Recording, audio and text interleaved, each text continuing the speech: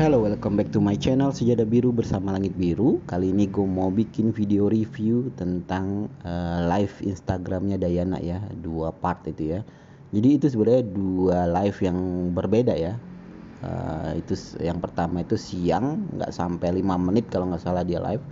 Dan agak sorean itu ya, yang satu lagi, dan itu lumayan panjang. Udah mulai maghrib kalau nggak salah itu.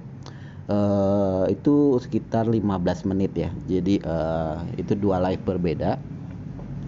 Tapi saya minta maaf karena beberapa bagian video itu tidak ada suaranya ya, karena Dayana itu lagi nyetel lagu dan itu kena copyright ya. Eh, Syarat supaya bisa di upload yaitu terpaksa lagu-lagu itu saya mutein ya. Jadi banyak part-part yang emang nggak ada suaranya karena ada lagu-lagunya gitu. Tapi intinya udah ada ya di beberapa part tentang apa sih yang mau diutarakan Dayana di live-nya dia gitu ya. eh karena live kali ini menurut saya memang udah dipersiapkan Dayana dan udah dipikirkan matang-matang, karena Dayana itu jarang banget ya live di siang hari gitu ya. Kebanyakan itu dia live malam, dan lebih banyak lagi dia live di jam-jam kunti ya. Jadi menurut saya surprise juga dia live siang-siang, dan saya juga nggak ada persiapan waktu itu. Dan ya inilah ini yang ditunggu-tunggu sebenarnya, penjelasan langsung dari mulutnya Dayana tentang apa yang sedang ada dalam pikiran Dayana saat ini, tentang apa yang dimau Dayana saat ini, tentang apa yang disenangi Dayana saat ini gitu ya. Itu yang belakangan ini jadi opini-opini beberapa orang ya, yang merasa dia tahu tentang Dayana atau apapun gitu ya. Jadi menurut saya live-nya Dayana ini merupakan tindakan yang tepat dari Dayana ya. Jadi orang-orang tidak menebak-nebak lagi gitu ya, apa yang dia mau, apa yang dia senangi, apa yang dia lakukan sekarang gitu ya. Karena belakangan ini memang keadaannya menjadi sangat kacau ya, menjadi sangat kacau.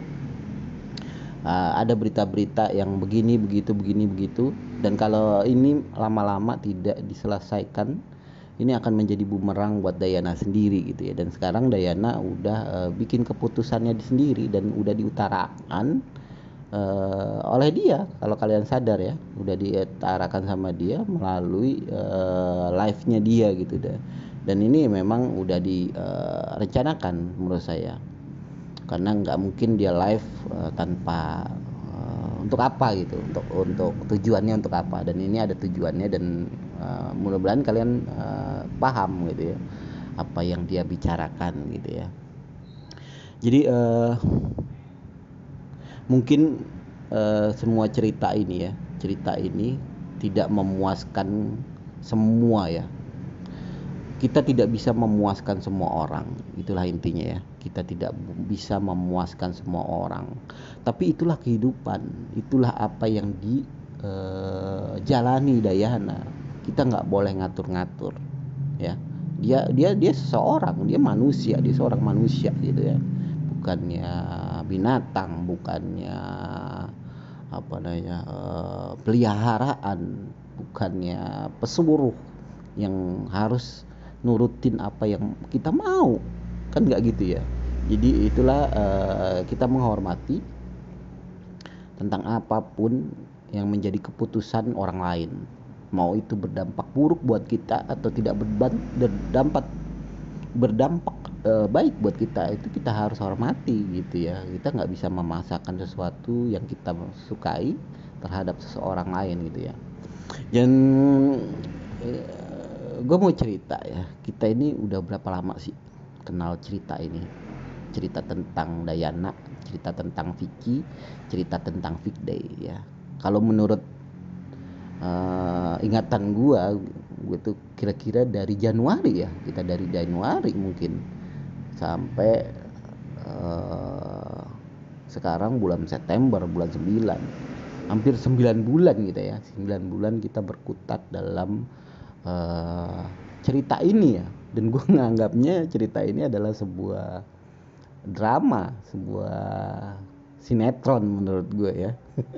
Walaupun ini kehidupan pribadi seseorang yang kita tonton gitu ya, yang kita ikuti jalan ceritanya. Dan kalau gue sih, gue mah enjoy aja sih, enjoy aja apapun nanti endingnya. Karena dalam sinetron pun, dalam cerita pun nggak banyak yang happy ending ya. Mungkin sinetron yang agak kualitasnya cuma monoton aja yang happy ending gitu. Tapi zaman dulu gue inget banget ada tontonan dulu itu, zamannya, kalau sekarang kan film Korea ya, kalau zaman dulu itu film Jepang, dorama Jepang gitu ya. Dan dorama Jepang itu benar-benar endingnya susah dimengerti dan di luar ekspektasi penontonnya biasanya gitu ya. Salah satu yang membekas banget dalam pikiran gue adalah namanya Tokyo Love Story ya. Rika Akana sama Kenji Kenji Nagoya ya, pokoknya itulah dua orang itu. Dan kita cerita gitu ya, sama seperti ini, happy apa, awal-awalnya happy, ada ketertarikan gitu ya, tapi endingnya memang sangat tidak sesuai dengan harapan kita ya, tidak sesuai dengan harapan para penonton. Banyak penonton kecewa saat itu gitu ya. Di endingnya itu yang pihak lelaki menikah dengan orang lain dan dia ketemu di jalanan gitu ya. Dan pokoknya sangat menyesakan gitu ya. Dan itu sangat membekas ya. Itu waktu masih remaja lah saya, masih umur SMP kalau nggak salah dulu itu ya. Itu membekas dalam kehidupan percintaan gitu ya. Dan saat itu memang ada rasa dongkol ya, ada rasa dongkol dalam hati karena kita memang ngikutin alur ceritanya dia gitu ya.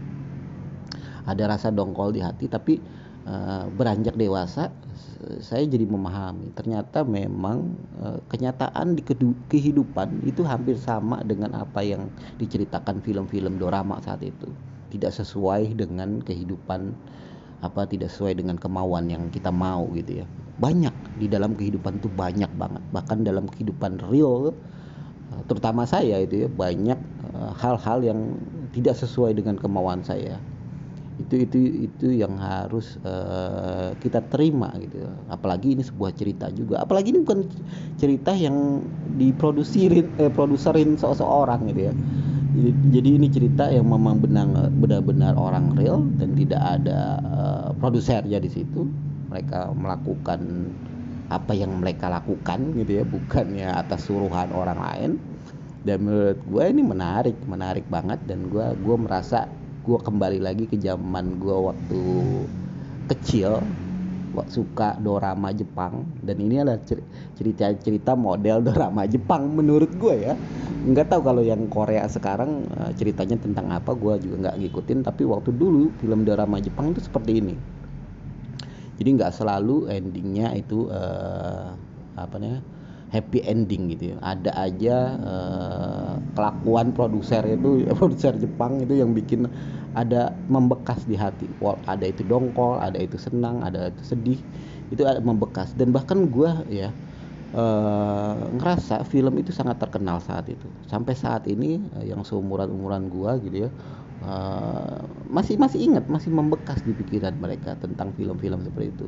Dan gue yakin juga ini akan membekas juga, terutama ini yang pada anak-anak muda yang mungkin kisah percintaannya masih sedikit gitu ya. Ini bisa jadi pelajaran buat kalian bahwa nggak semua yang kita inginkan itu bisa kita dapat. Nggak semua yang kita mau itu happy ending gitu ya. Ini sebuah pembelajaran. Tapi ini bukan untuk menilai cerita Vicky, Dayana dan Weekday ya. Karena jodoh itu nanti endingnya belakangan lah. Mau gimana pun sekarang, kalau memang mereka berjodoh mau apa gitu kan. Tapi gue mau kasih tahu sebenarnya ya, di real life memang seperti itu. Inilah kejadian sebenarnya dan bukan arahan direktor, arahan membuat film gitu ya. Dan gue menghormati apa yang menjadi keputusan Dayana, dan gue harap teman-teman juga menghormati apa yang menjadi keputusan Dayana. Tapi balik lagi, kenapa sih kita support Dayana? Karena intinya sebenarnya kita itu pingin orang asing, orang luar beranggapan netizen Indonesia ini ramah-ramah. Netizen Indonesia ini punya hati nurani, ya. Jangan kita selalu menunjukkan keburukan. Ketika orang berbuat buruk, kita kata-katain macam-macam. Di real life, Indonesia itu terkenal banget sama orang-orang yang ramah, ya, orang-orang yang ramah. YSC itu berdiri karena ingin membanggakan Indonesia kok. Kita ingin menjadi netizen yang baik. Mungkin kita ini cuma setetes. Yang sekarang image netizen Indonesia itu lumayan buruk di mata dunia, dan kita udah tahu itu hasil surveinya gitu ya. Dan gerakan seperti sharing corner yang pingin orang luar terutama ya berpendapat, wah Indonesia ini ternyata enggak semuanya netizennya itu barbar. Indonesia itu enggak semuanya netizen itu bersumpah serapah. Banyak loh yang baik-baik. Nah, itu yang pingin sharing corner tunjukkan. Ya, mungkin saat ini ketemunya sama Dayana, dan kita berharap nanti kita punya lagi cerita-cerita yang lain, sinetron-sinetron yang lain, realitas sinetron yang lain yang intinya kita pingin orang itu terkagum-kagum dengan apa sifat-sifat orang Indonesia. Kalau dia support total. Kalau dia berjanji dengan total juga ya. Jadi ya memang itu hal yang sulit ya, membalikan begitu aja kenyataan kalau di dunia maya ini netizen Indonesia sangat barbar. Nggak bisa seperti itu, tapi dimulai dari kita nih, dari grup-grup lain juga, dari sharing corner. Berharap ke depannya kalau kita mengidolakan seseorang, idolakan dengan sewajarnya ya, jangan sampai kita menyakiti orang lain atas idola kita. Dan begitu sebaliknya, orang lain yang membenci yang sewajarnya aja lah. Kita nggak suka ya udah nggak suka. Itu sih yang pengen sharing corner ajarkan ke netizen. Dan kita bukan pengen jadi contoh yang baik ya, kita juga sebenarnya dalam tahap belajar. Kita bareng-bareng di sharing corner ini jadi netizen Indonesia yang baik, membanggakan Indonesia. Itu tujuan utama. Dan mengenai cerita Dayana terutama, sebenarnya kisah Dayana, SC ini hanya ingin menghantarkan Dayana ke situasi yang dimana dia bisa recovery dari hujatan-hujatan ya. Tujuan utama SC itu ya, bukan mau mencampuri urusan pribadi dia. Mau gimana pun ya terserah dia. Jadi tujuan utama SC aja adalah supaya Dayana bisa recovery dari hujatan-hujatan yang kemarin itu sangat deras terhadap dia gitu ya. Dan tentu grup-grup lain juga melakukan seperti itu ya, dengan porsinya masing-masing. Dan SC udah melakukan itu dengan kemampuannya sendiri, dengan tindakannya sendiri gitu ya. Dan saya sangat bangga terhadap anggota SC yang tidak barbar, dan saya bisa melihat itu ya di setiap grup. Perkataannya itu sangat wajar. Ketika orang berkata jelek terhadap Dayana, ketika orang berkata jelek terhadap Vicky, ketika orang berkata jelek terhadap pendukung Vicday, itu mereka tidak bisa menerima, bahkan dikeluarkan dari SC. Itu terjadi di pertengahan jalan kita 5 bulan yang lalu. Itu seperti itu ya SC. Sampai sekarang berisikan memang orang-orang yang udah tahan banting, orang-orang yang memang pengennya ya yang terbaik aja buat Dayana, yang terbaik buat Vicky, yang terbaik buat semuanya gitu ya. Dan nggak perlu memaksakan apa yang kita mau gitu. Jadi menurut saya ini bagus banget cerita tentang Dayana ini, buat pembelajaran ya. buat pembelajaran buat terutama buat anak-anak muda nih, buat anak-anak muda Indonesia, bahwa percintaan itu ya seperti ini, real life-nya itu seperti ini, nggak jalannya nggak mulus-mulus banget, nggak seperti sinetron yang endingnya happy ending gitu ya. Ada beberapa, banyak yang tidak happy ending bakal kalian lalui nanti ke depannya.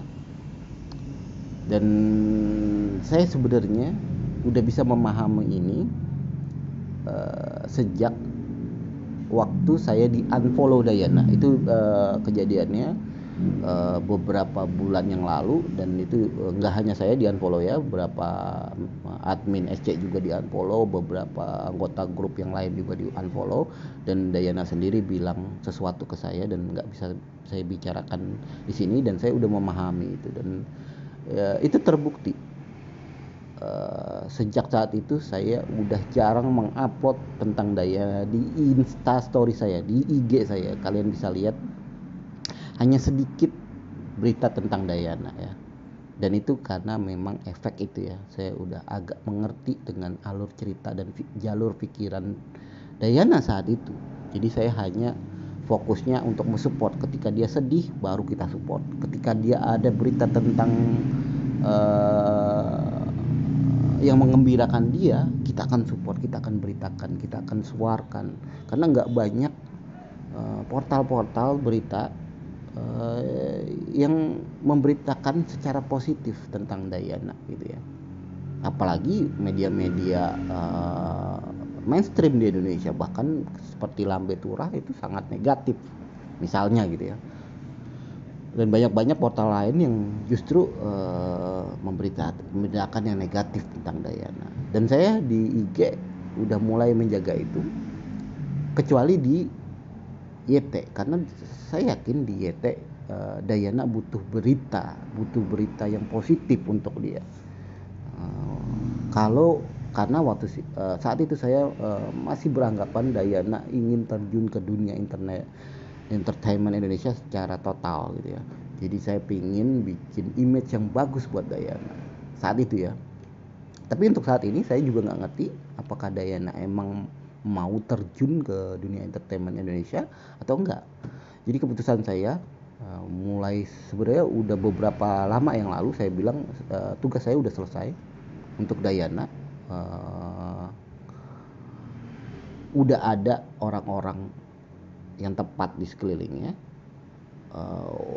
untuk mengarahkan dia gitu ya. Jadi saya pernah bikin story seperti itu, dan itulah titik balik di mana saya udah tidak lagi mencampuri urusan pribadi Dayana, dan fokus saya adalah untuk memberitakan hal-hal yang baik aja terhadap Dayana gitu ya. Dan ketika ini semua udah jelas, saya udah nggak ada berita-berita yang memuaskan hati-hati para pencari berita Dayana ya. Mungkin saya akan lebih jarang lagi memberitakan tentang Dayana gitu ya. Jadi bukan apa-apa, nanti kedepannya mungkin saya tetap akan support Dayana ketika dia memang ingin terjun ke dunia entertainment Indonesia misalnya gitu ya. Misalnya saya mungkin akan beritakan tentang hal itu. Tapi kalau misalnya dia udah terkenal pun saya akan tinggalkan juga ya. Sama seperti Vicky, ketika Vicky udah menjadi berita media-media mainstream, channel-channel seperti saya ini nggak ada pengaruhnya ya, kecuali kalau misalnya waktu awal dia lagi membangun karir entertainment di Indonesia. Jarang sekali dunia berita-berita mainstream memberitakan tentang Vicky. Dan salah satunya mungkin channel-channel yang memberitakan tentang Vicky adalah ada beberapa gitu ya, dan itu menurut saya cukup efektif. Tapi ketika udah berada di dunia berita mainstream itu sudah tidak lagi efektif ya. Begitu juga dengan Dayana gitu ya. Jadi saya harap maklum kalau misalnya kedepannya saya bakal jarang upload tentang mungkin Vicky, mungkin tentang Dayana, atau Vicky masih ada. Ya, jadi kedepannya saya tetap komitmen akan mensupport mereka semua kalau misalnya ada berita-berita yang memang diperlukan untuk membangun image positif bagi kedua belah pihak ya, baik itu Vicky, baik itu Dayana ya. Oke, gitu aja review saya. Jangan lupa like, comment, and subscribe. Bye bye.